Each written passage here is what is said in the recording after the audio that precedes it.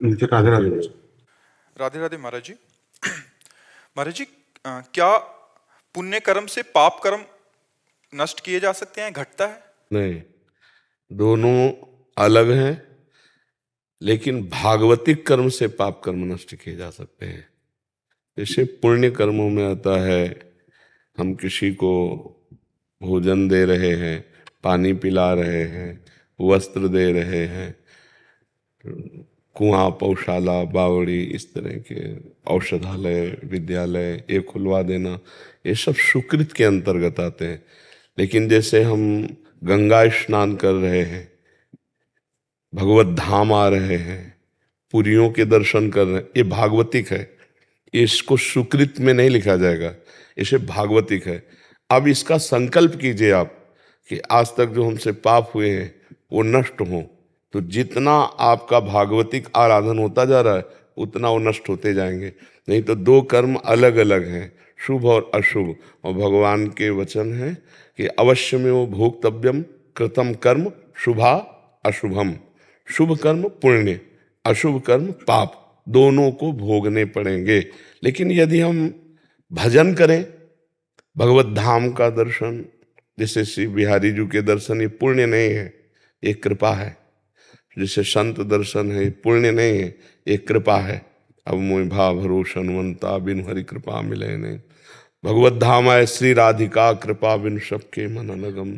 तो जो प्रभु से जुड़ा हुआ हम भागवतिक कार्य करते हैं और फिर उससे संकल्प करते हैं कि हमारे जो पाप नष्ट हो जाए, तो फिर पाप नष्ट हो जाए। अगर संकल्प नहीं करते हैं तो वो पाप हमको भोगने को मिलेंगे और इससे हमें भगवत प्राप्ति हो जाएगी।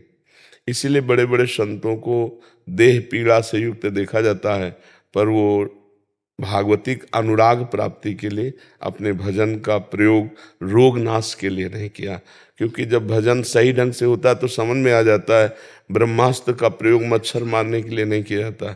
ये तो मरेगा ही, आज नहीं तो कल मरेगा, शरीर मरण धर्मा है और हम मृत्यु लोक में हैं, यहाँ अमृत तो थोड़ी किसी का हो जाएगा। तो इसको तो जाना ही है, और जब तक जाना है तब तक हम इतना भजन कर लेते हैं कि आना जाना मिट जाए।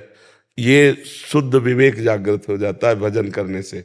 यदि हम चाहें तो अपने प्रारब्ध को मिटा सकते हैं, क्योंकि हमारे पास भागवतिक वस्तु है। पर चाह हो गई, प्रारब्ध मिटा दिया, तो भगवत प्राप्ति नहीं होगी। भगवत प्राप्ति होती चाह को ही मिटा दे। जाहि ना चाही कबहु कछु, तुम सन सहज स्नेह, बसहु निरंतर तासुर, सो राउर निज गे है। कामना रहितम, जो विनिवृत्त कामाहा, कामनाओं का त्याग, कामना रहित होना, ये भागवतिक मार्ग है। और कामनाओं की पूर्ति करते हुए सुखपूर्वक जीवन व्यतीत करना, ये पुण्यशाली मार्ग है। लेकिन हर कष्ट को सहते हुए कभी चाह न प्रकट होने पाए, ये भागवतिक मार्ग है। आप संत हैं इसलिए आपको ऐसा उत्तर दे रहे हैं। हाँ, भागवतिक मार्ग में चाह मिटाने ही हम आए हैं। साधना, साध माने चाह, बोले भगवान हमारी साध पूरी कर दी, तो हमारी साधना, साध ही न रह जाए, कोई चाह ही न रह जाए। चाह मिट्टी, चिंता मिट्टी, मनुआ बेपरवाह, जिनको कछो न चाहिए वो साहन के साह। चाह मिटाने पूरा जगत इस प्रयास में है, अपनी चाहों की पूर्ति, और हम केवल अपनी चाह मिटाने पे लगे हैं। हमारी कोई चाह ना रह जाए। सकल कामना हीन जे, ते राम भगति रसलीन। जब समस्त कामनाएं शांत हो जाती हैं तो भगवान का प्रेम जागृत हो जाता है। तो शुभ और अशुभ कर्म दोनों अलग अलग हैं। भागवतिक कर्म से हम शुभ और अशुभ दोनों को मिटा देते हैं। दोनों बंधन है। एक लोहे की जंजीर से बंधा हुआ व्यक्ति और एक सोने की जंजीर से बंधा हुआ व्यक्ति, लेकिन पीड़ा तो दोनों को समान है, केवल लोहा और स्वर्ण। तो शुभ और अशुभ दोनों बांधते हैं। ये सुख में बांधता है, वो दुख में बांधता है। पाप दुख में बांधता है और पुण्य सुख में बांधता है। बंधा तो दोनों में। मुक्त भगवान का आश्रय, भगवान का नाम और भागवतिक कर्मों के द्वारा होता है, जो कर्म प्रभु को समर्पित कर देते हैं।